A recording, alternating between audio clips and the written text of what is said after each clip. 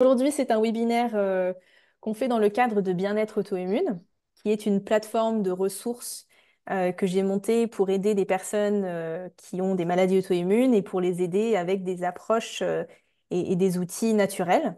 On est vraiment basé sur tout ce qui est médecine fonctionnelle, des approches aussi naturopathiques et tout ce qui va être plus holistique, on va dire, qui prend vraiment tout le corps en compte. Je suis très passionnée par ce projet et c'est un projet que je lance depuis 2 ans maintenant. On fait des webinaires tous les mois et on est vraiment de plus en plus nombreux et c'est un plaisir d'échanger avec vous et de pouvoir répondre à vos questions et on l'espère de pouvoir vous aider un maximum. Voilà. Donc aujourd'hui, le thème du webinaire, c'est Conversation inspirante de Spondy Warrior. Je suis ici et j'ai le plaisir d'accueillir Caroline Lepinter et Lana Buettner. Bienvenue à vous deux sur Merci le webinaire Laurent. de bien-être auto-immune. Merci beaucoup. Alors, il faut savoir que Caroline et Lana ont déjà fait d'ailleurs des webinaires avec bien-être auto-immune. Donc, c'est un plaisir de les avoir à nouveau. Petite présentation donc pour Caroline qui est naturopathe. Elle est autrice aussi de 2 livres maintenant. Le premier qui s'intitule Mieux vivre avec une maladie inflammatoire au naturel et Mon cahier anti-inflammatoire qui va sortir bientôt, hein, c'est ça Caroline? Ouais, le 5 septembre prochain. Super, ouais, c'est vraiment dans quelques semaines. Mm. Caroline vit à Albi dans le Tarn et elle est maman de 2 enfants. Pour Lana, elle est coach de santé en médecine fonctionnelle et coach EIP, comme moi d'ailleurs, c'est comme ça qu'on s'est rencontrés. Elle a reçu le diagnostic de SPA en 2015. Elle vit en Allemagne, à Munich, mais elle voit des personnes partout dans le monde, notamment en France. Elle est également sportive de haut niveau et joue au paddle pour l'équipe nationale allemande. Et d'ailleurs, tu as fait un tournoi il n'y a pas très longtemps aussi. Championnat européen en Sardaigne, ouais. Voilà, donc vous pouvez suivre son Instagram et suivre un petit peu ses exploits Mm. d'athlète. Et pour ma part, je suis naturopathe. Je suis pas naturopathe, pardon. Je suis nutrithérapeute. J'ai fait des études de naturopathie, mais j'exerce en tant que nutrithérapeute et coach EIP. J'habite aux États-Unis, en Californie. Je suis maman de 2 enfants et je suis absolument passionnée par tout ce qui est santé intestinale, santé immunitaire et d'aider les personnes qui se retrouvent dans la situation dans laquelle j'étais, moi, il y a 7-8 ans maintenant. Donc voilà. Et c'est vrai qu'à nous trois, maintenant, on a un peu regroupé nos forces pour faire ce programme qui s'appelle Revivre pleinement avec une spondylarthrite ankylosante. On se considère comme des spondy warriors parce qu'on est aujourd'hui toutes les trois en rémission et on vit vraiment des vies pleines à la suite d'un combat et à la suite de ce diagnostic de spondylarthrite. Et donc, on a réuni nos forces à trois. Donc, c'est un programme qu'on faisait avec Lana et on a demandé à Caroline de nous rejoindre aussi pour qu'on soit toutes les trois encore plus fortes et vous apporter encore plus de valeur. Et c'est ce programme ici qui s'appelle donc Revivre pleinement avec une spondylarthrite. C'est vraiment dédié aux personnes qui ont une SPA, créer cette communauté, créer ces moments de partage et d'échange et puis surtout de vous donner espoir et de vous montrer que s'il est possible, ce n'est pas qu'une seule personne, on est trois à avoir vécu avoir pris des chemins différents, mais au final, à avoir réussi à être, on va dire, auteur de notre santé et de reprendre un petit peu notre santé en main. Voilà. Donc aujourd'hui, on va surtout parler de nous. On va surtout vous raconter notre histoire, nos histoires personnelles et de maladies, de rémission, qu'est-ce qu'on a mis en place. On a quelques petites questions que je vais poser à Lana et à Caroline et on va pouvoir se lancer. Voilà. Donc peut-être qu'on peut commencer par raconter nos histoires personnelles. Nos histoires de maladies. Si tu veux commencer, Lana, peut-être raconte-nous vraiment la partie où, quand tu as commencé à avoir des problèmes de santé, à pas trop comprendre ce qui se passait, le diagnostic et comment tu as géré ça à ce moment-là. Ouais, avec plaisir. Donc pour moi, tout a commencé en 2012. J'étais aux États-Unis, je faisais un sport-études. Et c'est là que j'ai commencé à avoir des douleurs au dos, au bas du dos, au sacrum. J'avais des problèmes de digestion, j'étais toujours fatiguée. Enfin, j'avais pas vraiment une énergie de quelqu'un qui fait beaucoup de sport et qui a 22 ans. Et donc, on pensait que c'était lié à tout le sport que je faisais. Donc, ils m'ont un peu vu comme quelqu'un qui a un problème ouais, par trop de sport finalement. J'ai fait beaucoup de tests, beaucoup de traitements différents et ça n'a pas trop aidé. Et quand j'avais fini les études, donc 3 ans plus tard, c'est là qu'on m'a recommandé d'aller voir un rhumatologue. Et c'est là que j'ai reçu le diagnostic. Donc, j'avais le gène HLA-B27, j'avais fait le IRM, les radios, et donc tous les autres symptômes qui viennent avec une spondylarthrite. Et donc, j'ai reçu le diagnostic. C'était ouais, un gros choc quand on reçoit un diagnostic comme ça. Voilà, identité d'athlète, de se dire, est-ce que je peux continuer à jouer à haut niveau? Qu'est-ce que je vais faire? T'avais On quel m'a- âge? donc quand j'ai reçu le diagnostic, j'avais 22 ans. Hmm. Ouais, ou 23 je crois, c'est il y a 9 ans maintenant. Donc je vais finir les études. Enfin, ouais, c'est toujours les grosses questions un peu. Qu'est-ce qui se passe? Qu'est-ce que ça veut dire pour le reste de sa vie? Qu'est-ce qu'on va faire? Et donc j'ai commencé avec des anti-inflammatoires assez forts que ma rhumato m'avait recommandé. Ça avait aidé un peu, mais ça avait causé encore plus de problèmes digestifs. Donc je savais que ça allait pas être la solution long terme pour moi. Et c'est comme ça, du coup, par mes propres recherches, que je suis tombée sur la médecine fonctionnelle. J'habitais encore aux États-Unis à ce moment-là et je suis allée voir un médecin fonctionnel qui a fait beaucoup de tests vraiment détaillés. Première priorité, c'était de guérir ma santé intestinale, de retrouver Hmm. ta spécialité, le Hana. On sait que Donc, t'as... ouais, moi Ouais, aussi, mais c'est vrai que on n'a jamais échangé là-dessus, mais toi aussi, tu avais, parce que pas tout le monde a hein, des symptômes digestifs avec une maladie auto-immune, même si on sait qu'il faut quand même commencer par là, mais toi, tu avais des symptômes digestifs en amont. oui, oui, oui. Enfin, moi, c'était dès le début, j'avais ça déjà aux États-Unis et après, ça Mhm. continuait. Et je savais que dès que je mangeais quelque chose, enfin, j'avais énormément d'intolérance, j'étais sensible à plein de choses.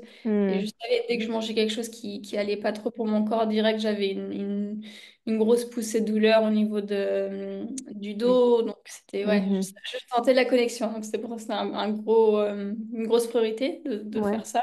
ouais. Et tu étais la Et seule de voilà, ta famille à avoir ces problèmes-là? seule de ma famille, ouais. Hmm. Ouais, ce Aucun qui de... aide pas. Oui, bah c'était ouais et finalement moi ça a mis 3 ans pour le diagnostic. C'est assez rapide finalement, Mhm. hein. Mhm. On sait qu'il y a beaucoup de gens, ça peut mettre jusqu'à 7 ans, 10 ans. Mhm. Mhm. Euh, Ouais, la et donc moyenne, c'est 4 5 ans pour avoir un diagnostic. ouais, C'est la moyenne, ouais. ouais voilà. Ok. Et Je voilà fais et une... après je suis allée en Europe et j'ai continué bah, finalement avec la médecine fonctionnelle. Mhm. Bah, tu vas nous raconter un petit peu tout ce que tu as mis en place et tous les changements que tu as fait, qui t'a suivi un petit peu après. Et je vais passer à Caroline pour nous raconter bah, son expérience à elle et ton diagnostic à toi.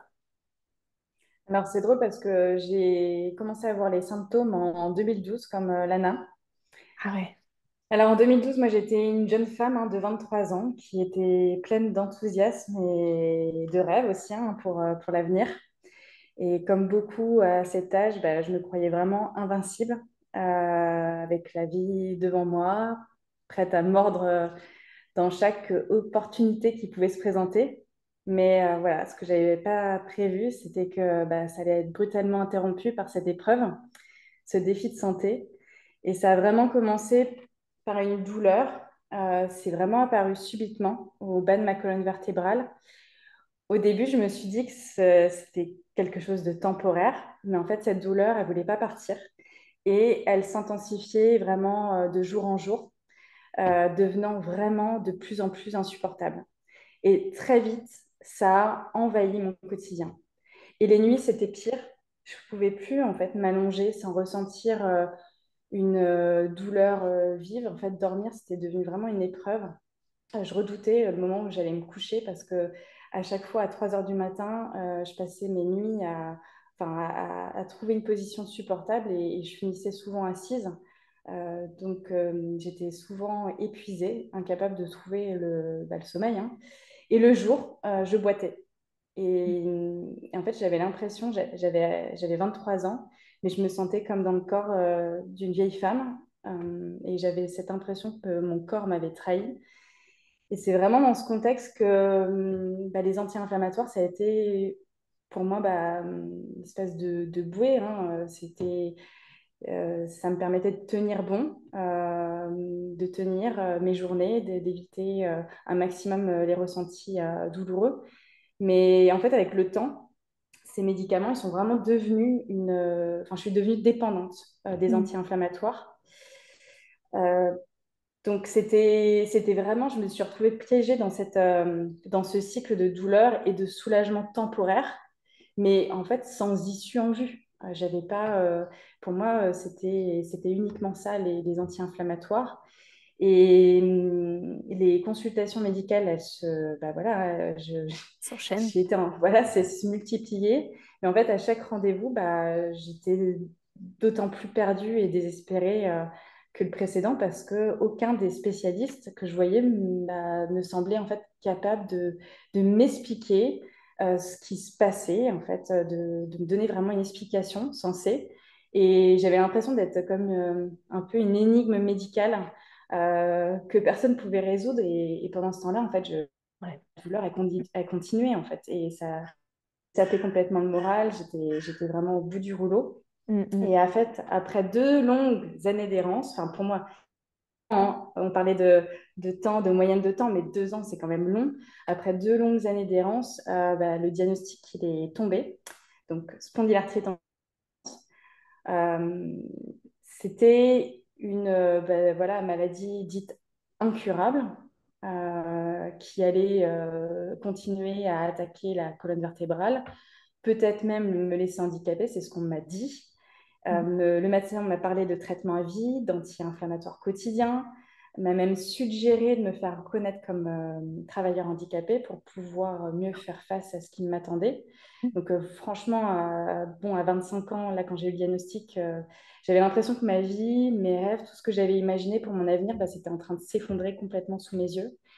Et, et en fait, quelque chose s'est réveillé en moi ce jour-là où j'ai eu le diagnostic. Vraiment une détermination à ne pas me laisser abattre, à ne pas accepter en fait ce destin en fait qu'on avait dit. J'ai vraiment refusé de croire que ma vie se résumerait à ces douleurs, à ces médicaments. Et c'est à ce moment-là que j'ai commencé à chercher des alternatives, des solutions que je pouvais maîtriser, qui ne feraient pas de moi une simple patiente dépendante des traitements allopathiques en fait. Mhm. Ouais. Donc voilà, un petit peu pour. Et si vous souhaitez en savoir plus sur mon histoire, sur mon parcours, vous pouvez écouter le premier épisode de mon podcast Les Résilientes. J'en parle vraiment énormément en détail. Donc n'hésitez pas à aller l'écouter si Mhm. besoin. C'est un super podcast. Ouais, c'est vrai que ça, c'est dingue parce que les mots que tu as employés, il y en a beaucoup qui m'ont donné vraiment des frissons parce que je me reconnais. Et pourtant, on a échangé hein, quand même Mhm. pas mal sur nos histoires. On avait vu les similitudes, mais c'est fou à quel point je me reconnais, moi, dans ton parcours et dans ton histoire. Et on a vraiment vécu les mêmes choses. Et c'était vraiment cette sensation, c'est exactement ça. Moi, j'avais 23 ans et pleine de vie, pleine d'espoir. Je croquais la vie à pleines dents. J'avais énormément de choses qui se passaient dans ma vie. Je sortais beaucoup, j'adorais voyager, je découvrais tout, j'adorais goûter à tous les aliments. J'étais juste assoiffée de vivre la vie. Et du jour au lendemain, de se retrouver comme ça, alité, parce que moi, pour le coup, j'ai passé quand même beaucoup de temps alité à vraiment pas pouvoir marcher. C'est tellement brutal que c'est exactement ce que tu dis, c'est que c'est un deuil en fait qu'on doit faire sur notre vie. C'est qu'on se dit, mais comment toute la vie que je m'étais imaginée, j'avais projeté des choses qui au final ne vont jamais se passer, d'après les dires des médecins. Parce que c'est vrai que c'est assez brutal aussi la manière dont on nous annonce ça. Très souvent, c'est bon, vous avez une spondylarthrite, vous allez sûrement finir votre vie en fauteuil roulant. Ouais, tout à fait. Et je ne comprends pas pourquoi on continue à dire ça aux gens, déjà. Parce que c'est pas vrai, même pour les personnes qui prennent pas leur santé en main. J'ai pas les statistiques, mais ce n'est pas vrai qu'on finit tous en fauteuil roulant. Moi, j'ai rencontré énormément de personnes qui ont des spondylarthrites de tout âge de par notre métier et de par ce qu'on fait nous avec ce programme et cette passion qu'on a. Ma mère a une spondylarthrite, donc moi, ça m'a aidé hein, pour mon diagnostic. Mais je trouve que ce qui nous limite encore plus, c'est certes la maladie, qui est extrêmement contraignante, qui crée beaucoup de douleurs et beaucoup de limites physiques, mais c'est aussi, je trouve, les médecins qui nous limitent d'un point de vue mental, où on nous case dans cette case de victime, cette case de vous êtes victime de votre santé et vous êtes victime de cette maladie, et il n'y a rien que vous puissiez faire. Parce qu'une victime, c'est pas quelqu'un qui prend les devants. Alors, on peut le devenir. Moi, j'ai vraiment eu cette identité de victime pendant très longtemps. J'ai mis beaucoup de temps à m'en défaire, même alors que j'ai commencé à aller mieux. Je sais pas si vous vous retrouvez un petit peu là-dedans aussi. Oui, complètement. Et je trouve que c'est là, ouais, c'est là qu'on se retrouve le plus limité. Et donc, comme toi, bon, je vais pas raconter trop en détail, moi, mon parcours, parce que déjà, je le partage à chaque fois. Mais c'est vrai que comme toi, voilà, 23 ans, les débuts, et pareil, d'être allongée, c'était insupportable, d'être assis, c'était insupportable, de marcher, c'était quasi impossible. Je faisais des petits pas de pingouin à l'âge de 23, 24 ans. Et pareil, moi, je cherchais de par tous les moyens d'avoir ce diagnostic et personne ne voulait me le donner, ce diagnostic. Je savais que j'avais une spondylarthrite, ma mère avait une spondylarthrite, j'avais le HLA-B27 positif, j'avais les symptômes un peu classiques, mais pas trop classiques, mais j'avais pas les IRM qui le montraient. Et j'ai fait trois quatre rhumatos différents, le nombre de fois que je suis sortie en pleurs de ces consultations parce que ce sont des personnes qui voient 10, 15 patients par jour et qui n'ont pas le temps en fait d'avoir de l'empathie pour toi et qui sont parfois un peu brutes hein, avec leurs paroles. Et quand j'ai eu ce diagnostic, moi personnellement, ça a presque été, c'était comment dire, un relief, Soulagement. un soulagement. Ouais, moi c'était vraiment, quand j'allais faire mes IRM et qu'on me disait tout va bien, j'étais en pleurs. Et quand enfin on m'a donné ça aussi, c'était un soulagement parce que je disais, ok, maintenant je sais ce que j'ai. Maintenant, je peux mettre les choses en action pour aller mieux. Alors j'ai commencé par poser des questions à mes médecins. Est-ce que je peux changer mon alimentation? Est-ce qu'il y a des choses que je peux faire? Non, il n'y a rien à faire. Non, il n'y a rien à faire. Ok, je me suis dit, ils me disent ça, j'y crois moyennement, mais pourquoi pas? Ça a mis quelques mois à maturer un petit peu. Et c'est en déménageant aux États-Unis que là, je suis tombée dans la médecine fonctionnelle, comme Lana parlait.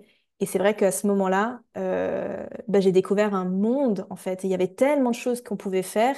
Il y avait tellement de témoignages d'espoir qui m'ont, moi, donné cette force et qui ont ravivé cette flamme en moi. Et puis, après, c'était parti, quoi. Donc, je pense que c'est important d'avoir cet élément d'espoir et de savoir que c'est possible et de ne pas rester coincé dans cette mentalité de victime auquel on a le droit. On est tout à fait légitime en tant que victime de notre maladie parce que c'est une maladie qui est difficile à vivre, mais ce n'est pas le dernier, ça ne sera pas votre dernier mot. Voilà. Donc maintenant, est-ce qu'on peut passer peut-être justement sur ces paroles, de passer à qu'est-ce que vous avez mis en place? Donc, peut-être Lana, on peut reprendre avec toi. Qu'est-ce que tu as mis en place? Tu as parlé d'un médecin fonctionnel que tu as vu où d'ailleurs? Où est-ce que tu l'as vu? Et qu'est-ce que tu as entrepris comme changement? Donc, le médecin fonctionnel, j'ai commencé quand j'étais aux États-Unis, que j'ai après continué une fois que j'ai déménagé en Allemagne. Et donc, la première chose, c'était de se disait guérir un peu tout ce qui est niveau santé intestinale, enfin, aborder ça. Donc, j'ai changé mon alimentation énormément. C'était un peu ma première étape. Donc, j'ai coupé, j'ai arrêté de manger du gluten, tout ce qui était un peu pro-inflammatoire. Donc, je savais tout produit laitier, gluten, du sucre. Ouais, j'en mangeais beaucoup, hein, comme athlète aussi, et toutes les boissons de sport, tout ça, voilà, j'ai Ah coupé oui. pas mal de choses. Donc ça, c'était pas top. Après, j'ai bien sûr fait aussi tout ce qui est complément alimentaire. Donc là, j'ai fait pas mal de tests sanguins, voir où j'avais des carences. J'en avais beaucoup. Mm. J'avais un vrai protocole de tout ce qui était un peu ouais, complément alimentaire, direction de naturopathie aussi, hein, donc des médicaments plus naturels. Donc ça m'a énormément aidé. Et après, comme tu disais, c'était un peu de se remettre, ouais, un peu avoir cette réflexion, quels sont les autres domaines de ma vie qui sont finalement pro-inflammatoires. Et donc pour moi, c'était aussi beaucoup de stress, tout ce qui est le côté mental, hein, de toujours faire beaucoup trop rapidement. Et donc de me remettre un peu en question là-dessus aussi, de dire, OK, comment est-ce que je peux essayer d'aborder mon stress, essayer de ralentir finalement tout mon système nerveux. Mhm. Euh, j'ai dû réapprendre à faire du sport de façon mieux pour mon corps, parce que mon corps est Douce. Ouais. vraiment douce, ouais, voilà, ce qui est pas facile comme quand on vient d'un athlète aux États-Unis, Mhm. c'est toujours go, go, go. Mais Est-ce que voilà, tu as donc, fait tout ça seul? Enfin, une fois que tu as déménagé en Allemagne, est-ce que tu continues à avoir ton médecin fonctionnel, mais à quelle reprise? Est-ce que tu avais d'autres personnes autour de toi? Tu avais construit une équipe ou est-ce que tu faisais tout ça seul? le médecin fonctionnel, je le voyais peut-être une fois tous les 2, 3 mois, finalement, c'était pas énormément. J'ai fait beaucoup avec ma famille au début et après, j'ai travaillé avec une thérapeute pour Hmm. aborder tous les thèmes un peu, ouais, niveau santé mentale. Et après, j'avais aussi tout ce qui est côté physique, un peu. J'avais un ostéopathe que je voyais une fois par mois. Donc, j'ai essayé de vraiment me créer ma propre petite équipe de gens qui écoutaient et qui pouvaient me comprendre. Voilà. Mhm. C'était pas toujours facile parce qu'il y a quand même des phases où on se sent un peu seul, hein, surtout au début. Mhm. Mais finalement, cette équipe m'a beaucoup aidée. Et ouais, c'est l'esprit de communauté, d'avoir du soutien. Ouais. Voilà, donc c'est un peu tout ce que j'ai. Plusieurs choses, ouais, finalement, et on voit que tout est connecté. Donc, une fois qu'on arrive à mettre une habitude de la vie en place, ça peut aider pour d'autres habitudes. Et comme ça, ouais, peu à peu, c'est ça aussi, hein. Je pense que c'est le mot de dire tout ce que vous mettez en place là, c'est avoir la patience vraiment aussi. Mhm. Et ça met Est-ce du temps. que combien de temps tu as mis pour vraiment te sentir presque comme avant ou comme avant? Donc là, je dirais que je suis en mode rémission depuis 2019 et j'ai eu le diagnostic en 2015, donc Mhm. vers 2012, ouais, donc j'avais quand même 7 années. Ouais, ouais, 4 années depuis le diagnostic pour vraiment arriver au statut de rémission.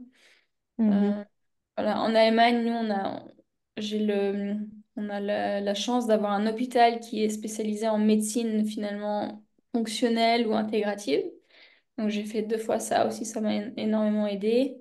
Mhm. Mais oui, c'est pour ça, voilà, c'est ce que je dis, ça met du temps, c'était beaucoup de travail, mais bon, ça en valait la peine et plein de belles choses en suivent de ça. Bah oui, ouais, c'est clair. Bien, merci. Caroline, est-ce que tu veux nous raconter un petit peu pour toi comment, à quoi a ressemblé cette période de changement et comment as-tu Mhm. retrouvé la rémission? Oui, par rapport à mon parcours de rémission, donc, après avoir reçu le diagnostic de la spondylarthrite ankylosante, bah, j'ai été confrontée, hein, à un choix important. Accepter la voie que les médecins me proposaient avec un traitement à vie, des médicaments à répétition, et puis aussi une vie quand même limitée par la douleur malgré tout, hein, parce que les médicaments parfois ne sont pas efficaces, ou bien explorer une autre voie. Et ce choix, ça n'a pas été facile. Et les premiers jours après le diagnostic, bah, ça a été marqué surtout aussi par la peur et l'incertitude. Mais en fait, au fond de moi, quelque chose me poussait vraiment à refuser cette vie qu'on voulait m'imposer, hein, c'est-à-dire subir à vie cette maladie. Et ce jour-là, en sortant du cabinet du rhumatologue, ben, il y avait vraiment un mélange à la fois de révolte, mais aussi d'espoir. Je me suis vraiment promis à ce moment-là de ne pas laisser la maladie définir qui j'étais ou ce que je pouvais vraiment accomplir. Et c'est vraiment à ce moment-là que je me suis tournée vers la naturopathie. C'est comme ça que mon parcours vers la rémission a commencé. Ça a été un sacré chemin qui m'a transformée franchement de manière profonde et durable. Mhm. Au départ vraiment, j'avais aucune idée de ce que j'entreprenais. Tout ce que je savais, c'est que je ne pouvais absolument pas continuer comme ça, que je devais chercher d'autres solutions, des alternatives qui me permettraient de reprendre le contrôle de mon bien-être. Mhm. Et oui, ce parcours de rémission a été long, parfois oui, semé d'embûches, mais en fait, à chaque étape, je dirais que chaque étape m'a rapproché un peu plus de ce que je visualisais, de mon objectif de mieux-être. Il m'a fallu vraiment du temps, de la patience, on en parlait, Lana en parlait très bien, et beaucoup de persévérance. Mais en fait, chaque petit progrès, bah, c'était comme un peu une victoire. Et je me souviens encore du jour où, pour la première fois depuis bah, voilà, des années, j'ai pu marcher vraiment sans douleur. Et ce moment, bah, c'était simple en apparence, mais c'était la preuve que tous mes efforts n'étaient pas vains et que je pouvais vraiment surmonter cette maladie, que la rémission était possible. Et aujourd'hui, en regardant en arrière, bah, je réalise combien, en fait, ce parcours, il m'a vraiment transformée. Il m'a non seulement guérie, j'utilise le mot guérison parce que je m'estime, parce que ça va faire 8 ans maintenant que je ne subis plus la maladie, mais il m'a aussi vraiment appris à mieux me connaître, à écouter mon corps, à respecter mes besoins. Et cette expérience m'a montré vraiment qu'on a toutes et tous en nous la capacité d'aller mieux, vraiment de nous réinventer et si on a vraiment une solution, évidemment, qui nous convienne. Mm. Donc ça, voilà, par rapport à mon parcours de rémission. Mm. Bah, c'est vrai que ce point de non-retour, je pense que c'est ce qui a déterminé moi aussi ma persévérance et mon besoin de trouver autre chose et de me dire, il doit y avoir une solution. Si je suis tombée malade, je dois pouvoir guérir. Ce n'est pas possible, je ne veux pas concevoir que du jour au lendemain, pour on ne sait pas quelle raison, déjà, trouvons les raisons, comprenons pourquoi.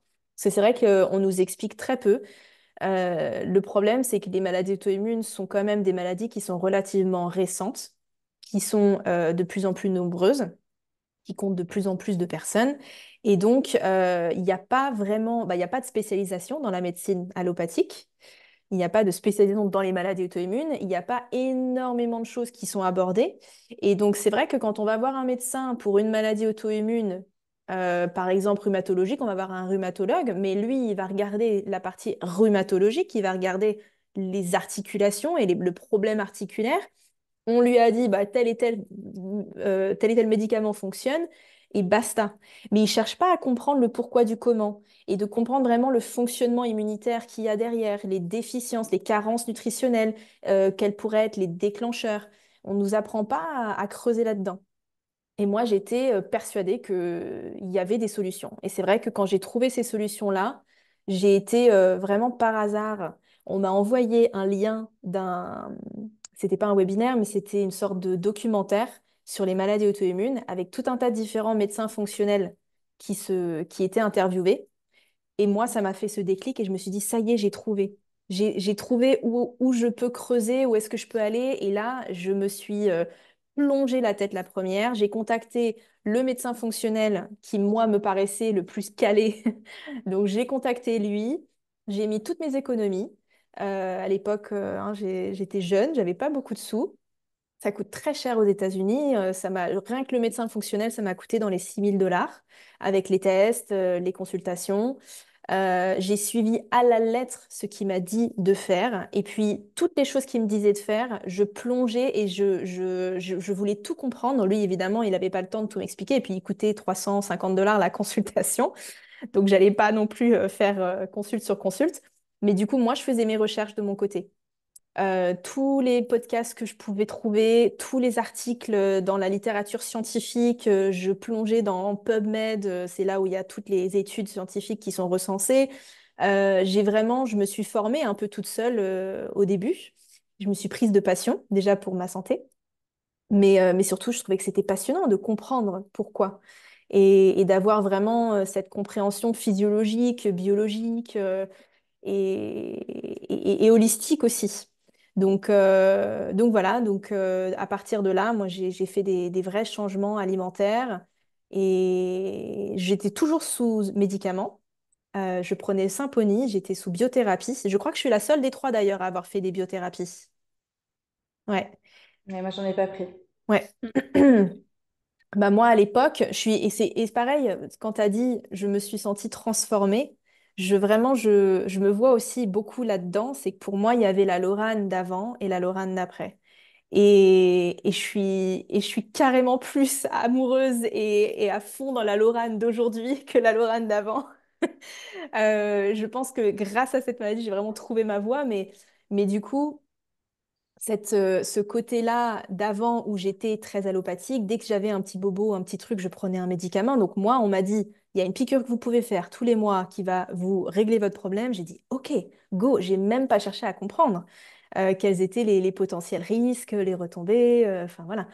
Donc j'ai été sous biothérapie. Et pendant tout mon parcours de rémission, j'ai seulement commencé à voir des améliorations une fois que j'ai changé mon alimentation, parce que j'ai commencé par mon alimentation pour à peu près la première année. J'ai absolument pas abordé tous les autres topics. J'ai fait que alimentation, santé intestinale pendant la première année. Et j'ai seulement à ce moment-là, j'ai commencé à avoir des changements. Ça faisait déjà 3 4 mois que j'étais sous Symphony, enfin sous mon anti-TNF. Très peu de changements. Je pouvais marcher 5 minutes. Et j'étais vraiment, ouais, je dépendais de Codoliprane toute la journée. Donc, je prenais 6 Codoliprane par jour et du Lamaline quand il y avait besoin. Enfin, c'était vraiment une dépendance forte aux médicaments et avec toujours beaucoup de douleur, même avec les médicaments. Et à partir du moment où j'ai commencé à changer mon alimentation, c'est là que j'ai vu des améliorations et l'espoir qui grandit de plus en plus. Et je me rappelle, ça faisait peut-être 6 mois que j'avais entrepris tout ça. Et je pouvais commencer à marcher. Non, 6 mois, je pense que je pouvais marcher à peu près 20 minutes sans que ça tire trop. Mais au bout d'un certain temps, je ne sais plus exactement, peut-être 9 mois, à un moment donné, on habitait à New York à cette époque. Et il fallait courir. Il y avait le petit bonhomme vert qui allait passer au rouge. Et il donne un décompte de 3 2 1 et ça passe au rouge. À New York, on sait, il y a le petit bip bip. Et donc, on commence à traverser la route et c'est des grandes avenues. Et je suis avec mon mari. Et moi, je marche très lentement. Et donc, je marche. Et là, ça va passer au rouge bientôt. Il y a des voitures qui arrivent. Et on se dit, oh là là, vite, vite, vite. Et d'instinct, on a commencé à courir. C'est un grand mot, mais on a commencé à trottiner. Mais moi, ça faisait peut-être 2 ans que je n'avais pas trottiné, ne serait-ce que marché rapidement. Et donc, on est en train de trottiner et on se regarde avec des grands yeux et on s'arrête en plein milieu de l'avenue avec le petit bonhomme qui passe au rouge et on commence à se prendre dans les bras et on se dit, oh je crois il m'a regardé, il m'a dit, mais tu cours? Et moi, je lui dis, mais je cours. Et c'était vraiment un moment de pur bonheur parce que c'est là, à ce moment-là, que je me suis dit, OK, j'ai des vraies améliorations. C'est pas juste une petite sensation au quotidien, c'est que c'est fort et c'est fou. Et la première fois que j'ai pu faire une randonnée, j'ai pris une photo ce jour-là. J'ai fait une randonnée de 1 heure et demie avec des amis, quelque part en plein milieu des États-Unis. Et c'était une sensation, je crois que j'ai pleuré en arrivant en haut, parce que je me suis dit, mais ça y est, tout ce que j'ai fait, c'était pas en vain. Et j'avais encore du progrès à faire, hein. J'avais mal. J'avais quand même un petit peu mal quand je suis arrivée là-haut, mais j'ai réussi. Alors qu'auparavant, je me serais complètement tétanisée, je serais restée assise, je n'aurais absolument pas pu faire un pas de plus. Donc cet élément-là, c'est vraiment une force de C'est voir. des belles mémoires, ça, hein, pour Ouais, toi, de garder ça. Et ouais, ça m'a donné les frissons, même. C'est un peu ton point culminant, quoi. C'est le début de la nouvelle vie. mm. Tu cours, je cours. Et donc, de réaliser ça, quoi. Enfin, ouais, c'est marrant, c'est sympa. Ouais, Mm. ouais. Oui, parce qu'après aussi, il y a son entourage qui se met aussi dans cette bulle de t'es malade, je suis malade, je dois m'occuper de toi. Donc pour lui aussi, c'était un choc, enfin, c'était incroyable. Il se dit, mais what? Tu sais courir? Enfin, t'arrives à courir maintenant? Donc, euh, donc ouais, voilà un petit peu sur mon parcours aussi de rémission. Est-ce qu'on peut partager chacune brièvement les choses un peu majeures qu'on a entreprises? Peut-être 3 4 choses qu'on a entrepris qui, pour nous, ont vraiment fait basculer la, comment on dit, L'aiguille, ouais, non, fait l'échelle, basculer, l'échelle, pas ouais, l'aiguille. bon, ouais, qui a vraiment, qui ont le plus d'impact sur notre rémission. Alors, je crois que je l'ai déjà abordé tout à l'heure. Pour moi, c'était l'alimentation. C'était un point important. Le deuxième, c'était apprendre à gérer mon stress. Donc, comment je réagis quand je suis dans des périodes de stress, comment j'arrive à me calmer. Donc, aussi tout ce qui est un peu de réguler mon système nerveux, parce que j'étais réactive, stressée sur plein de choses. Donc, apprendre à faire moins, en fait, apprendre à Mhm. ralentir la cadence de la vie ou le mode de vie. Est-ce qu'il y Et a que des ce outils particuliers que tu utilisais? Donc, il y en a beaucoup. Déjà, c'est apprendre à faire des pauses, c'est-à-dire de rien faire ou de faire quelque chose de bien pour sa santé mentale. Lire un livre, aller faire une promenade, prendre un bain chaud, rien faire, jouer avec les animaux, faire une sieste. Hein. Donc, de Mm. sortir un peu de je dois être productive et que c'est OK de rien faire de très productif, juste pour Mhm. soi-même. Et je le vois ça aussi avec beaucoup de mes clients maintenant. C'est une grosse chose, quoi, tout ce qui est stress. Mhm. Donc ça, c'est les deux plus gros points, je dirais. Et après, Mhm. ce que je fais aussi, tout ce qui est un peu réapprendre à faire du sport qui fasse du bien pour mon corps. Maintenant, ça a encore évolué pour mon bonheur que je puisse faire plus. Mais ça, c'est ce que je vois aussi avec beaucoup de personnes, c'est ouais, quel genre de sport fait du bien. Et comment ne pas faire trop, comment bouger quand même assez bien. Enfin, c'est le mouvement et le sport. Donc ça, c'est un peu mes trois Mhm. grosses piliers que j'ai Mhm. abordés, qui m'ont beaucoup aidé. Ouais. Ouais. Et dans l'alimentation, toi, tu étais plutôt côté AIP, régime anti-inflammatoire, plutôt presque cétogène ou paléo. Au début, oui, j'étais assez stricte avec ça, mon protocole auto-immune. Après, j'ai remarqué qu'il me fallait quand même plus de féculents, donc je les ai réincorporés un peu plus. Mais vraiment Mhm. tout ce qui est de nature sans gluten. Et voilà. Et de Mhm. manger moins de choses qui sont préparées, enfin, Industriel, ouais. industrielles, voilà. Mhm. Ça m'a Mhm. beaucoup aidé. Ouais, enlever tout ce qui est pro-inflammatoire et rajouter tout ce qui est à plein Mhm. de densité nutritionnelle pour le corps. Ouais. Ouais. Et du coup, ce qui est intéressant, c'est que Caroline, du coup, j'ai hâte que tu partages aussi, toi, les choses un peu naturelles que tu as mises en place parce que le côté alimentaire a été différent pour toi que pour Lana et moi.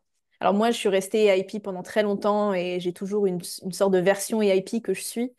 Mais comme quoi, il y a plusieurs manières aussi de trouver la rémission.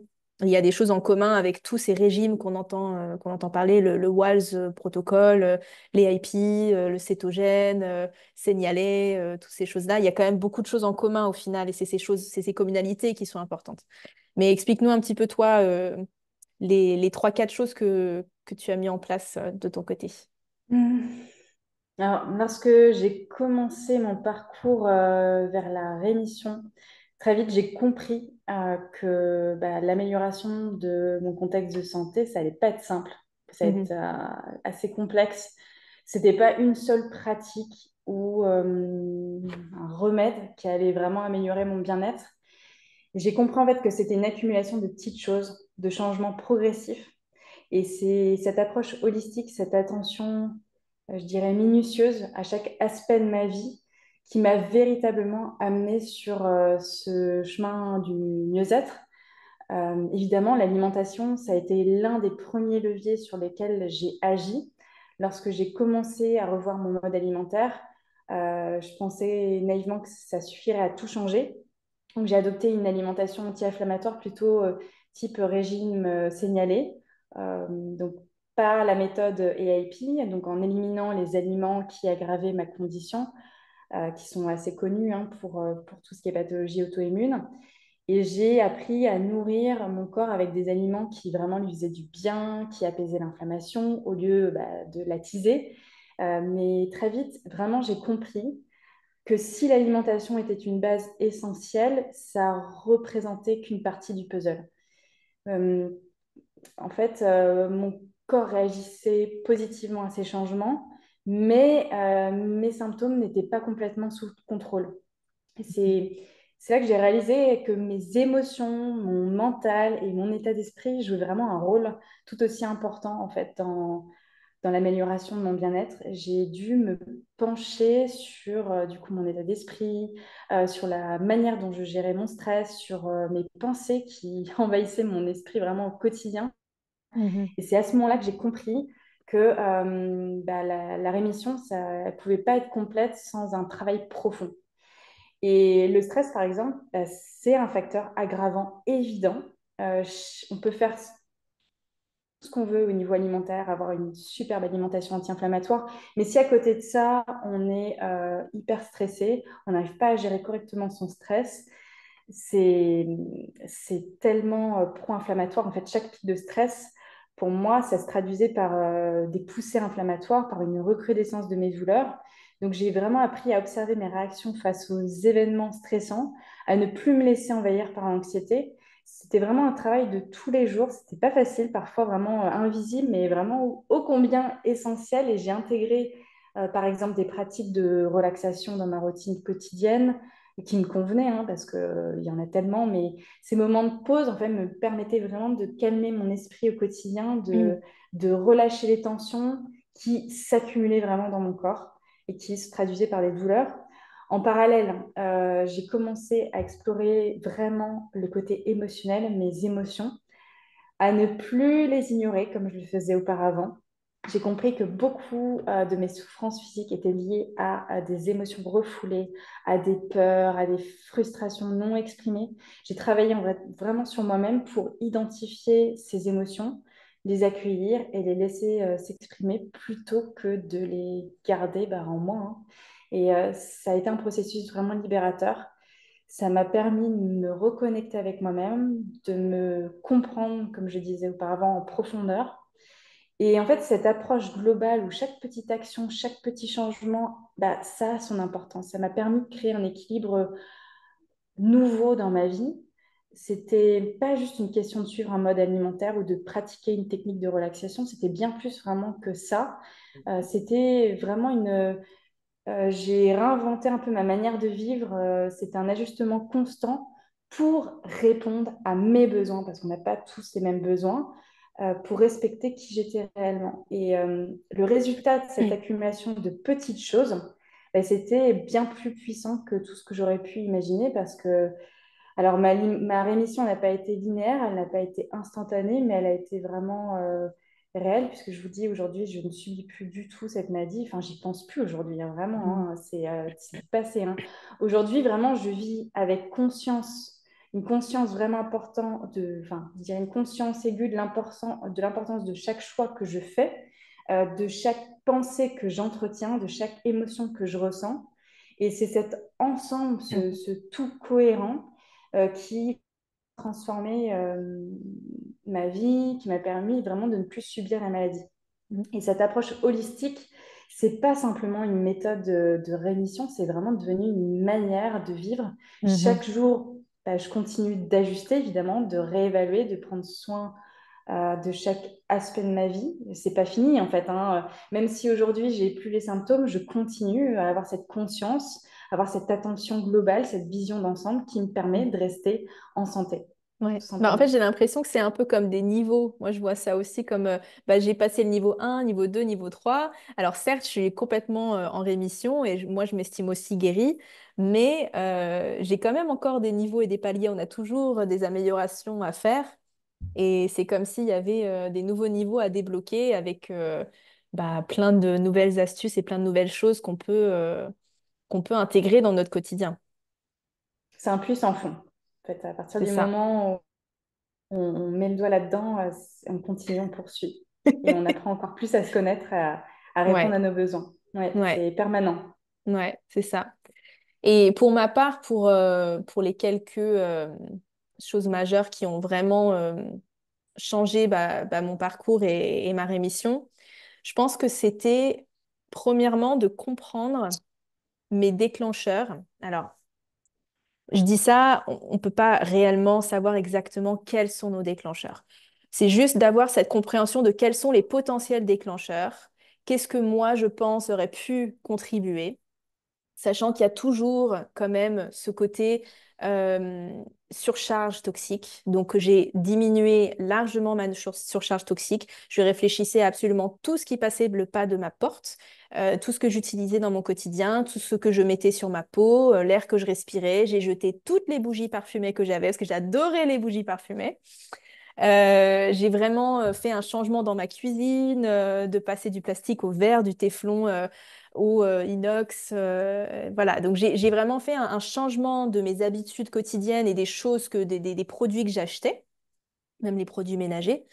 Mais aussi de comprendre tout le côté santé intestinale. Moi, ça a été énorme pour moi. Moi, j'ai grandi, j'ai eu une enfance avec énormément de symptômes digestifs. C'était même assez handicapant et j'avais beaucoup honte parce que je courais beaucoup aux toilettes. Je voulais pas que les gens y sachent.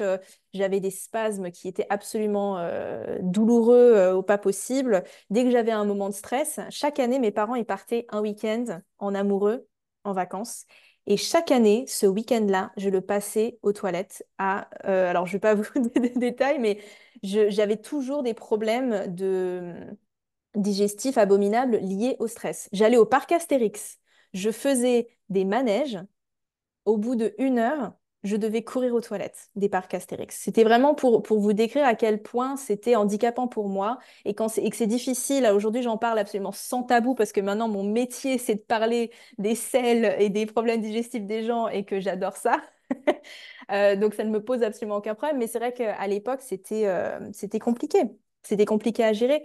Et maintenant que je comprends le lien, je trouve que ça donne ça redonne le pouvoir en fait. J'ai vraiment eu ce moment où le pouvoir m'était redonné à moi en comprenant d'où venait le problème. Et ensuite, bah, moi, la composante alimentaire, donc tout de suite, j'ai commencé les IP. Ce médecin fonctionnel, en fait, m'a même pas fait faire les IP. Lui, il m'a fait faire un régime anti-inflammatoire assez classique. Et moi, ensuite, je me suis renseignée sur les IP. J'ai acheté tous les bouquins. Je me suis inscrite à certaines petites formations individuelles et j'ai entrepris ce régime. Et moi, ça a été vraiment un changement assez instantané, mais graduel. Comme Caroline, enfin, j'ai vraiment senti cette rémission petit à petit hein, venir, mais j'ai mis 18 mois à pouvoir arrêter mes piqûres. Donc pendant tout ce temps, je faisais quand même mes anti-TNF, je prenais mes anti-TNF. J'ai fait mon changement alimentaire la première année et je suis arrivée, j'étais capée parce que je prenais toujours mes antidouleurs, je prenais toujours mes anti-TNF, mais espacées, je les espaçais de plus en plus.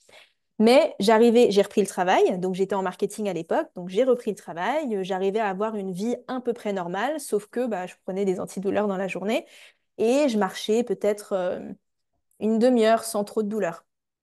Donc heureusement à Manhattan, il y avait plein de métros de partout, donc je m'en sortais très bien, j'avais pas beaucoup besoin de marcher, mais voilà, disons que j'avais une vie correcte, mais il me manquait clairement quelque chose et j'étais absolument pas en rémission et j'étais pas satisfaite d'où j'étais.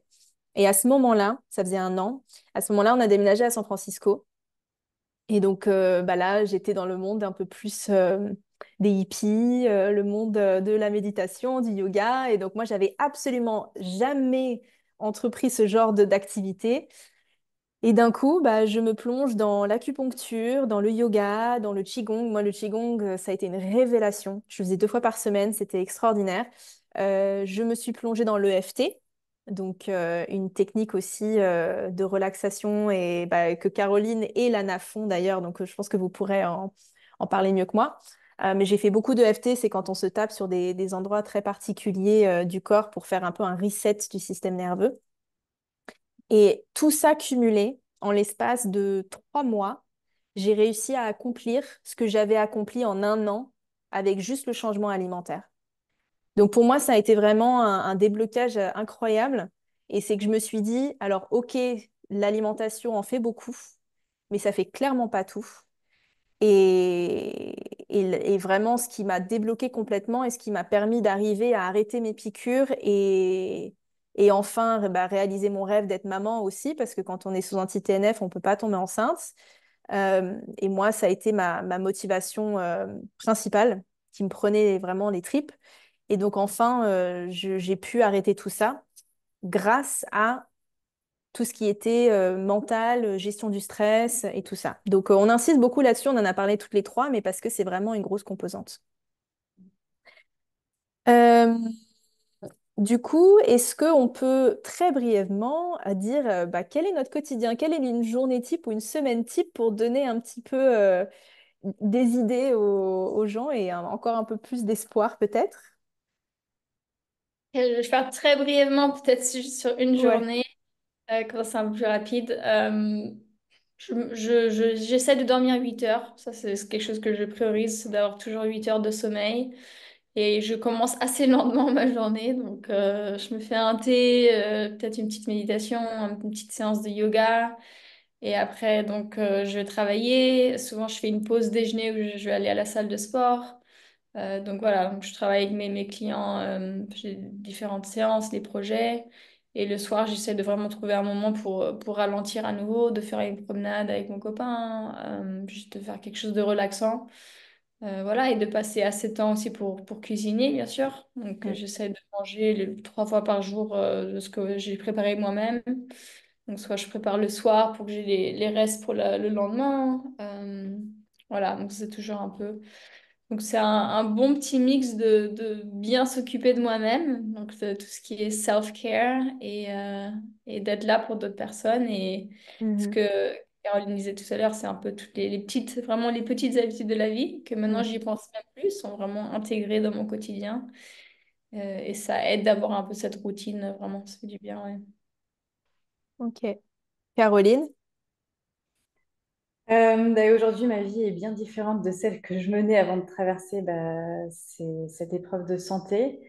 Le matin, je commence toujours ma journée par un moment de calme, avant même que la maisonnée ne s'éveille. Je me lève, en fait, je me réveille vraiment avant mes enfants pour prendre le temps de méditer, de respirer, de centrer mon esprit. Je fais du brain dump, j'écris beaucoup sur papier, mais pour me débarrasser de toutes les pensées. En fait, je me fais une hygiène mentale dès le matin.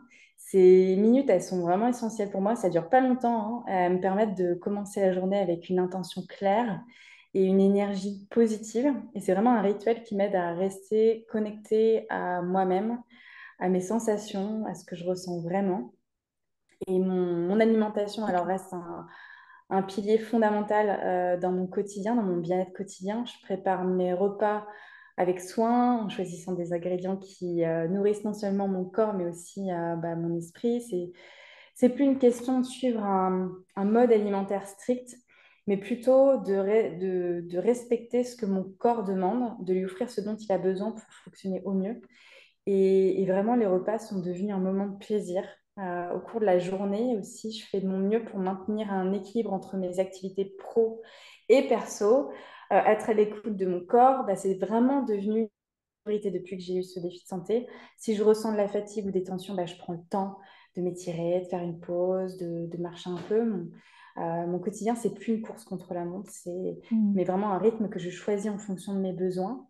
Et émotionnellement, je suis beaucoup plus stable aujourd'hui. J'ai appris à reconnaître mes émotions dès qu'elles se manifestent, à les accueillir sans jugement. C'est pas simple, mais à les exprimer de manière un peu plus saine. Et il m'arrive encore d'avoir des moments de stress ou d'anxiété, mais je sais maintenant comment les gérer, comment les traverser sans me laisser submerger. Et notamment la pratique de l'EFT, ça reste un Mm. outil précieux dans ces moments-là. Ça me permet de me libérer des tensions avant qu'elles s'installent.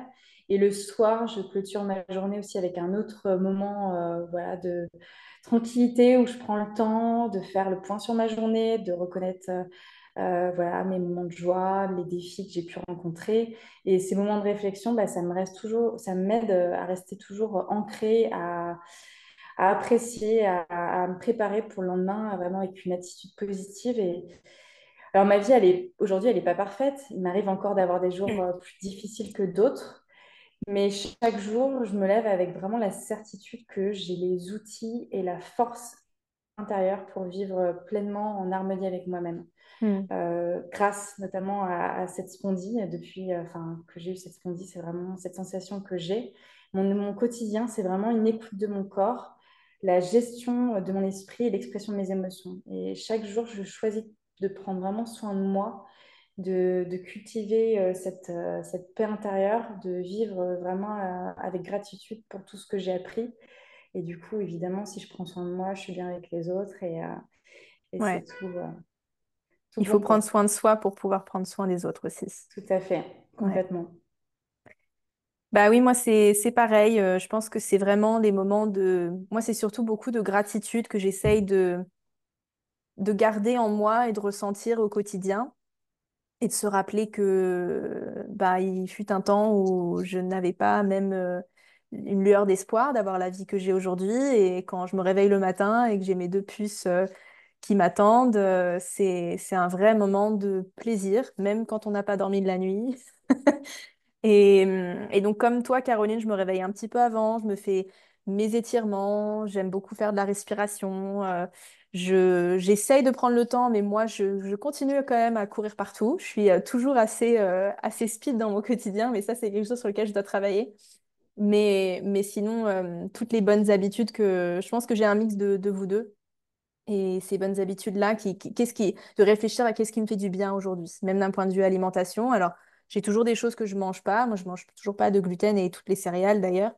Mais tout le reste, c'est vraiment de réfléchir à qu'est-ce qui va m'apporter du bien. Qu'est-ce qui est vraiment dense en nutriments, qu'est-ce qui va me faire plaisir d'un point de vue gustatif, mais aussi d'un point de vue micronutritionnel et, et vraiment de se focaliser là-dessus et de prendre des moments aussi. J'aime beaucoup faire la mise à la terre, donc quand j'ai l'occasion, je prends des pauses dans ma journée, je vais me mettre pieds nus dans mon jardin et je me mets un petit peu au soleil et je respire un peu, je décharge toute l'énergie et ces ions négatifs et ça fait aussi du bien. Donc voilà, et donc sur ce, je pense que ce qui est clair, c'est qu'avec nos trois expériences personnelles et nos expériences professionnelles, ben, on avait envie de se regrouper à trois et je pense que on est plus fort quand on est ensemble. Et on avait vraiment envie de créer quelque chose qui nous ressemblait et qui nous permettait d'apporter tout ce qu'on a appris d'un point de vue personnel et professionnel dans un seul programme. Alors oui, si on pouvait, on ferait un programme aussi de 6 mois. Peut-être qu'un jour, on fera un programme un peu plus, on rentrera encore plus dans les détails. Mais là, on a voulu faire quelque chose qui se fasse en 6 semaines pour vraiment vous donner goût à cette approche et vous donner déjà cet espoir et puis pour que on vous donne un maximum d'outils et de clés pour vous mettre sur la bonne voie et pour commencer à entamer ce parcours, même s'il y a des personnes qui ont déjà commencé, c'est vraiment pour mettre sur les bonnes rails. Et on est vraiment prise de passion par ce projet-là. Donc, on voulait vous en parler un petit peu, puisqu'on a un début de programme qui commence le 17 septembre, donc dans pas très longtemps. Et Le donc, on 16. voulait vous... Le 16, pardon, t'as raison, le 16, on a changé au lundi 16. Donc, le lundi 16 septembre, on a le début de ce programme. Et donc, Lana, je te laisse peut-être parler un tout petit peu plus du programme pour donner un plus de détails. Oui, et on vous donne bien sûr l'opportunité dans quelques minutes de poser vos questions sur le Ouais, programme ou sur le parcours, hein, sur donc ça nous. prend Ouais. juste 2, 3 minutes pour présenter ça. Donc voilà, comme Laura l'a déjà dit, l'idée c'est vraiment qu'on essaye de vous guider sur ces premiers pas et de vous donner un peu tous ces outils finalement que nous on a vécu, qu'on a appris par toutes nos formations de coach aussi, ouais, de vous éduquer, responsabiliser et de vous mettre sur la bonne voie. Et l'idée c'est vraiment de créer c'est un programme de coaching en groupe. Voilà, on voulait pas, parce qu'on nous on travaille toutes les trois avec des clients en one-on-one, donc individuel. Et là on s'est dit, ça serait vraiment super d'avoir ce support collectif et on l'a vu dans On a déjà fait plusieurs groupes maintenant et que c'était un vrai atout d'avoir ça. Et donc, notre approche, de par notre. Et ça fonctionne, Mathilde, merci.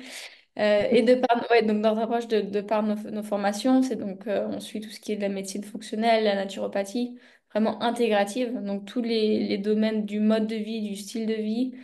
C'est ce que nous, on vous accompagne à mettre en place. Et c'est que ces 6 semaines, donc c'est vraiment juste le début pour que vous puissiez continuer par la suite. Et donc, on a 6 modules, donc c'est 6 semaines. Et sur chaque semaine, on a vraiment un module ou un thème clé sur lequel on se pose. On a toujours une petite partie qui est éducative, où on présente un peu voilà, toutes les informations qui sont importantes pour vous de savoir. Et vraiment, après une partie dont on met en pratique et on a vraiment cette partie coaching où chacun vient à la parole, peut s'exprimer, poser des questions. Et donc, vous voyez ici de tous les différents domaines. On parle de tout ce qui est ouais, nutrition, santé intestinale, le protocole auto-immune, la santé mentale, le système nerveux. Et on vous aide sur les prochaines étapes par la suite aussi. Voilà, on a essayé de faire quelque chose le plus complet possible, même s'il y a quand même beaucoup de choses à aborder. Mais l'idée, c'est de vous apporter un maximum d'informations, mais surtout de vous donner ce temps de parole pour que vous puissiez échanger les uns avec les autres et qu'il y ait vraiment une communauté qui soit créée. Et puis, on a vu de par les anciens programmes, il y a beaucoup de fois des conseils qui sont donnés entre les participants. Des thèmes qui sont abordés que peut-être que nous, on n'aurait pas forcément abordés. Donc, c'est vraiment intéressant ce côté partage. Et, hum, et puis, évidemment, bon, le côté éducationnel, on vous envoie des PDF. Donc, toutes les semaines, on a un appel de 2 heures qui nous permet d'aborder tous les sujets. On fait donc un module par semaine. On a des PDF qu'on envoie, des petits devoirs qu'on va donner, des petites vidéos à regarder. L'idée, c'est de vous donner un maximum d'informations. Donc, c'est vraiment un programme qui est assez complet. C'est un investissement de 540 euros. Donc, comme je vous disais, sur 6 semaines, ce programme en groupe, avec des PDF chaque semaine, il y a des sessions questions-réponses. Il y a vraiment ce côté communauté. Vous allez pouvoir accéder au groupe Facebook aussi en vous inscrivant. Et puis, vous avez surtout 3 praticiennes maintenant. Donc, c'est un peu 3 pour le prix d'une et qui sont là à votre écoute. Et on est vraiment motivé par votre réussite et motivé par à vous aider, en fait, à vous accompagner. Pas juste vous donner les solutions, mais vraiment vous permettre de devenir acteur de votre santé. Voilà. Donc, vous pouvez scanner ce petit QR code si ça vous intéresse de regarder un petit peu plus en détail notre site. Donc, je vous laisse scanner ça si vous voulez en savoir plus. Sinon, vous pouvez vous rendre sur spondywarrior avec un s.com. Et exclusivement pour les personnes qui ont participé à ce webinaire, pour les prochaines 48 heures, on va vous offrir 2 choses en plus si vous vous inscrivez à ce programme. Le premier, c'est mon e-book Guérir l'intestin poreux, la première étape pour trouver la rémission de votre maladie auto-immune. C'est un e-book qui est très complet sur une trentaine de pages, qui a une valeur de 19 euros. Et on a aussi le livre de Caroline qui s'intitule Mieux vivre avec une maladie inflammatoire au naturel. Donc on vous rajoute ces 2 livres-là aux personnes qui se sont inscrites sous 48 heures comme un petit bonus. Voilà. Bon, maintenant, si vous voulez nous poser vos questions, c'est avec plaisir. Si vous avez des questions pour l'une d'entre nous ou sur le programme, vous pouvez prendre la parole ou l'écrire dans le chat. C'est comme vous le souhaitez. S'il y en a. Je sais qu'il y a quelques personnes qui étaient là avant. Mathilde, merci pour ton commentaire. Euh, et Marc aussi.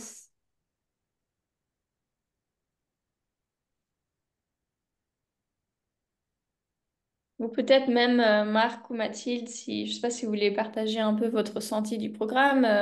Pas besoin que si vous avez envie ou comment vous vous sentez maintenant. Qu'est-ce que peut-être une chose que vous avez appris du programme qui vous aide maintenant, un peu, ouais, votre ressenti sur ça, si vous voulez, hein, de partager.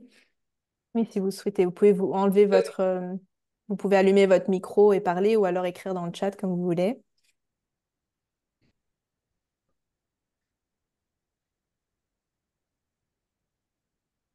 Ah, Marc, Ah, il veut pas. Marc, on t'entend pas. Hmm.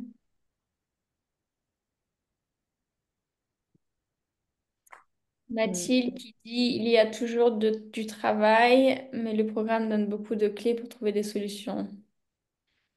Désolée, je ne peux pas ouvrir le micro. Pas de souci, Mathilde. Et Mathilde, nous Est-ce que avait... Ah, on Ah, entend Marc. est-ce que vous m'entendez? Voilà, j'ai compris comment ça marche. Euh, est-ce que, est-ce que vous m'entendez? oui. Oui. Ah oui. Euh, Moi, ce que j'ai trouvé très intéressant, c'est de trouver d'abord la première fois que quelques jours après avoir reçu mon diagnostic, moi, j'avais vu une vidéo sur YouTube de toi, Laurent, Ouais. et puis ça m'a tout de suite choqué. Et puis ensuite, j'étais allé vers d'autres régimes céréaliers, la diète que je fais maintenant, de nouveau. Et puis après, j'ai visité votre cours. Euh, Je dirais, c'est tout le sentiment d'avoir une communauté. Vous avez un enthousiasme qui est génial. Je vis avec des médecins et puis, je dirais, quand l'état est stabilisé, je vois très bien qu'on me regarde comme une malade. Ouais, Et puis, je suis juste dans une période où je doute quand même, mais je continue avec mon régime et sans médicaments, mais quand même je doute. Alors de nous entendre, la parler comme ça, c'est hyper sympa, quoi. Je me dis, ça devrait réussir. ouais. Là, je te Ah, remercie. c'est pareil. C'est vrai que c'est Tout intéressant ce ce qui que fait. tu dis par rapport aux médecins qui, même si tu es stabilisé et que tu te sens plutôt bien, que les médecins te voient toujours comme un malade ou tu es malade. Tu as cette maladie et ça te définit. Mais bon, moi, je parle des collègues de travail, n'est-ce pas? Ah Je oui. travaille avec des médecins, et puis moi, j'ai vraiment expliqué ce que j'avais, pour qu'ils comprennent un peu les activités bizarres, de pas manger ceci, de prendre des grammes homéopathiques, des exercices. Ça, je le fais Mm. de manière très ouverte, quoi, c'est sympa. Et en même temps, je vois très bien qu'ils sont un peu malades. Mm. Et ça fait un truc. Je suis assez stable psychologiquement. Mhm. Euh, mais là, après, ça fait une année, disons, ça fait quand même depuis février que je suis au point avec mon régime. Euh, et là, des fois, je me dis, le chemin est long. Ouais, ouais. Et, j'ai une question. Est-ce que vous mangez combien de fois par jour? Est-ce que Quand vous est-ce mangez qu'on trois mange fois et par combien de fois jour? par jour? Oui, oui. Oui. Euh, on va te donner notre réponse, mais il faut savoir que tu es un homme et nous sommes des femmes. Et donc, on a des besoins différents. Et donc, si tu poses cette question par rapport à une idée potentielle de jeûne intermittent, ce genre de choses, il faut prendre en compte que les femmes n'ont pas le même métabolisme et surtout le même cycle hormonal que les hommes. Et que les femmes n'ont pas la même réaction au jeûne ou au jeûne intermittent, dépendant de leur cycle aussi que les hommes. Donc, je veux juste commencer par ça, par l'introduction. Mais moi, personnellement, je mange dans l'heure où je me suis réveillée et je mange un petit déjeuner salé, protéiné, avec des protéines animales, et je mange 3 fois par jour. Et j'essaye de manger le plus tôt possible le soir. Je mange vers 18 heures. Bon, après, j'habite aux États-Unis, donc ça se fait plus hein, de manger tôt. Mais je mange vers 18 heures, 18h30 max. Ce qui fait que ça me permet d'avoir une période de jeûne qui est un petit peu plus espacée après mon réveil du matin à 7 heures du matin et mon petit déjeuner vers 7h30, 8 heures. Ça, c'est pour ma part. Lana, Ouais, moi je... Ah, vas-y, Caroline. Non, vas-y, vas-y. Je mange 3 fois par jour aussi. De temps en temps, je fais les jeûnes intermittents de 16 heures à 18 heures. Ça dépend un peu de comment je me sens aussi. Et comme Laura l'a dit, où je suis dans mon cycle. Mais ouais, j'essaie de manger aussi 3 fois par jour. Et même avec des petits snacks, parce que dès que j'ai une séance de sport, je mange quelque chose avant ou après. Donc, Voilà. je fais pas attention aux calories du tout. Je compte pas du tout, hein. C'est vraiment Mhm. tout ce qui est plus comment on dit, la qualité des repas qu'on prend. Ouais. Oui, et puis il faut aussi prendre en considération le profil métabolique de chacun. On est Mhm. complètement différents les uns des autres.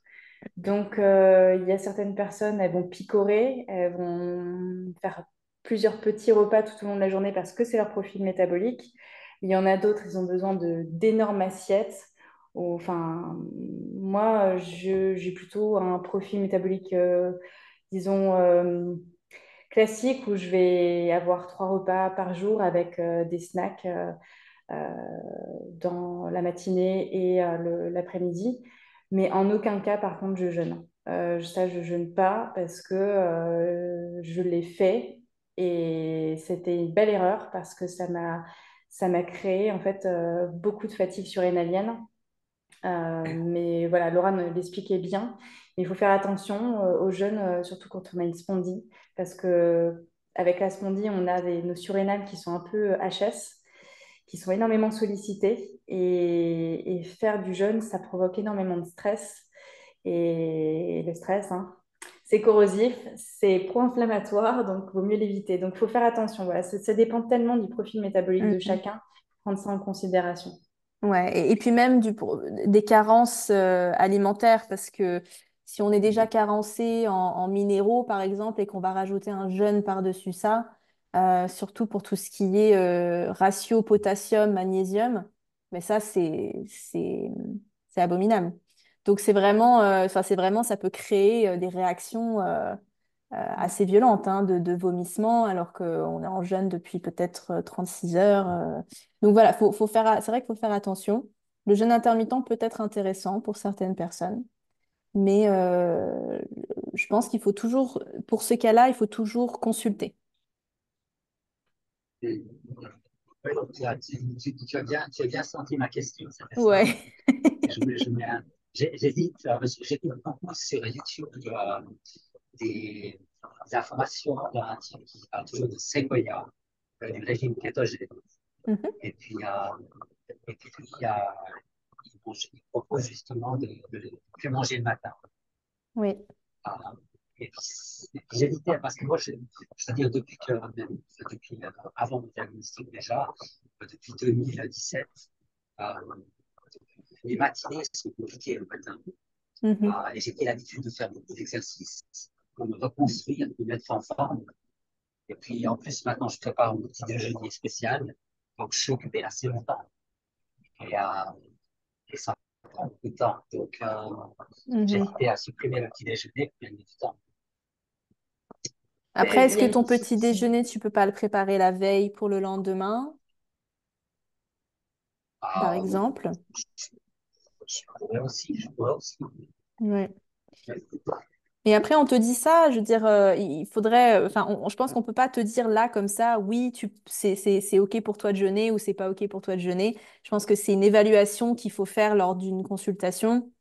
Mais de ce que je sais et de même moi, mon expérience personnelle, le jeûne réussit beaucoup mieux aux hommes qu'aux femmes. Et moi, je l'avais pratiqué avant le diagnostic. Je sentais déjà qu'il y avait quelque chose qui n'allait pas, et puis je le faisais 2 fois par semaine. Je le vivais très bien, c'était pas un Mhm, problème. mhm. Ah, et je trouve exactement les mêmes. Et moi, je me suis au début beaucoup, et encore maintenant, je suis focalisé sur ce que j'appelle la diète de Londres, d'un professeur Ebringer, qui lui part sur la théorie qu'on aurait la bactérie Klebsiella dans Klebsiella. l'intestin. Mhm, Les Klebsiella, voilà. Et puis ensuite, il y a les anticorps, et puis il y a le molecular mimicry, et puis il y a, et puis aussi qu'il y a justement ce HLA-B27. mhm, Et moi, j'ai pas le HLA-B27. Et mhm. puis il y a quelques jours, je suis allé dans une clinique un peu et puis j'ai fait analyser mes bactéries dans l'intestin. Mhm. Et j'ai non plus pas ces bactéries. Alors je me dis, tiens, j'ai pas ces bactéries, j'ai pas ce HLA-B27, mais qu'est-ce que j'ai? Et, euh, et Alors, la pourtant, j'ai le diagnostic et j'ai Klebsiella, des symptômes. la Klebsiella, c'est encore une plus grosse décorrélation que le HLA-B27 parce que le gène HLA-B27 est présent chez 80% des personnes qui ont une spondylarthrite, mais c'est pas parce qu'on a le HLA-B27 qu'on va développer une spondylarthrite. Donc, et il est Voilà. présent qu'à 80%. Donc, faut prendre ça en compte. La Klebsiella, c'est complètement autre chose. C'est une bactérie qui vit dans les intestins.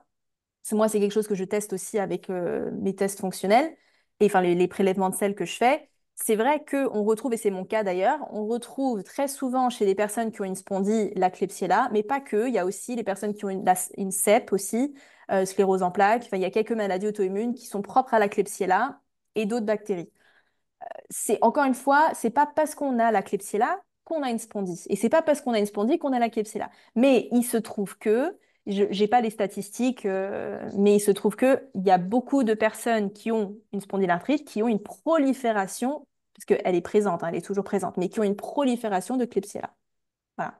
De là à ce que, en éradiquant, est-ce qu'on peut se réduire à ce point? de se dire en éradiquant telle bactérie, on va régler tout le problème immunitaire, tout le dysfonctionnement hormonal aussi, parce qu'il y a un dysfonctionnement hormonal qui se met en place, un dysfonctionnement immunitaire et un dysfonctionnement nerveux. Juste en éliminant une bactérie, j'ai du mal, moi, à adhérer à ce concept-là. Hmm. Disons ce qui m'a, euh, c'est très proche du autoimmune protocol. Euh, Mhm. j'ai juste réintroduit en fait les œufs et les noix, les amandes, tout ça. Sinon, c'est exactement la même chose. Mais Mhm. il y a quand même ce maître mot où on essaie d'éviter l'amidon pour ne pas Oui. nourrir la bactérie. Mhm. Et puis là, je me dis, tiens, et si je mangeais de l'amidon? Oui, je ne sais pas. Mais voilà, donc je suis resté dans ce autoimmune protocole, plus, plus les oléagineux. Mais sinon, je suis complètement là-dedans. Ok. Écoute, merci beaucoup, Marc, d'avoir partagé. C'est super chouette de pouvoir te Mon revoir plaisir. et d'avoir un peu de tes nouvelles. Donc, merci. On a quelqu'un, en fait, c'est une Élodie, mais apparemment, c'est Dorian. Dorian. Dorian, pardon, Dorian. Pardonnez-moi, vous m'avez pris le nom de ma femme. Moi, c'est Dorian, son mari, 29 ans, papa d'une petite fille de 2 ans et demi. Début des symptômes apparus en février 2023, avec des douleurs importantes la nuit et le matin jusqu'en milieu d'après-midi, jusqu'au mois de décembre 2023. En rémission partielle jusqu'au 30 mai, sans TTT. C'est quoi TTT? Je sais pas. Sans TTT. Rechute depuis le 30 mai avec intensification des douleurs. D'accord. Je suis infirmier en réanimation, travaillant 6 mois. Ah oui, traitement. TTT traitement. D'accord. Peut-être c'est un jargon d'infirmier. Je suis infirmier en réanimation, travaillant 6 mois de nuit. Ouais. Travail stressant. Projet de changement de service pour prendre davantage soin de moi. Je suis en contact régulier avec des patients infectés par des bactéries multirésistantes. Ouais. Oui, en effet, c'est pas évident à gérer quand ça fait partie de son activité professionnelle d'avoir bah, ces dérégulations qui se font un peu forcées du système du cycle circadien, parce que c'est vrai que ça va avoir un gros impact sur tout le système hormonal au final. Donc c'est sûr que c'est pas facile à gérer quand on a des travails de nuit. Et ton projet de changement, oui, je pense que ça va être que bénéfique pour toi, hein. J'imagine que c'est pas facile sûrement de faire un changement comme ça fait plus longtemps, mais ouais, de par Mhm. ce que Laura vient de dire, si tu arrives à trouver un rythme qui est plus accordé avec ton rythme circadien et que tu arrives à avoir un sommeil qui est normal, déjà ça c'est la base de tout, hein, avoir un Mhm. sommeil profond et de bonne qualité. Donc je pense que par ça déjà tu vas avoir beaucoup de bienfaits. Et après, ouais, continuer avec les autres habitudes de la vie, de ce qu'on présente un peu aussi, ouais. Mhm. Je ne sais plus comment on dit ça en français, c'est le HPA axis, l'axe hypothalamus pituaire glande surrénale. Il y a un nom en français, je ne sais plus ce que c'est. Mais avec ces personnes-là, moi, je fais beaucoup de ce soutien-là, donc soutien des glandes surrénales, mais aussi de l'axe hypothalamus pituaire et glandes surrénales avec bah, des compléments alimentaires spécifiques qui peuvent aider, mais ça règle pas le problème, clairement. Mm. Bah, merci en tout cas d'avoir partagé. Dorian. C'est Dorian ou Dorian que ça se prononce? Dorian. Dorian. Dorian. Ouais. Merci Est-ce qu'il y a d'avoir d'autres partagé, ouais. questions? Est-ce que les autres personnes ont des questions? N'hésitez pas.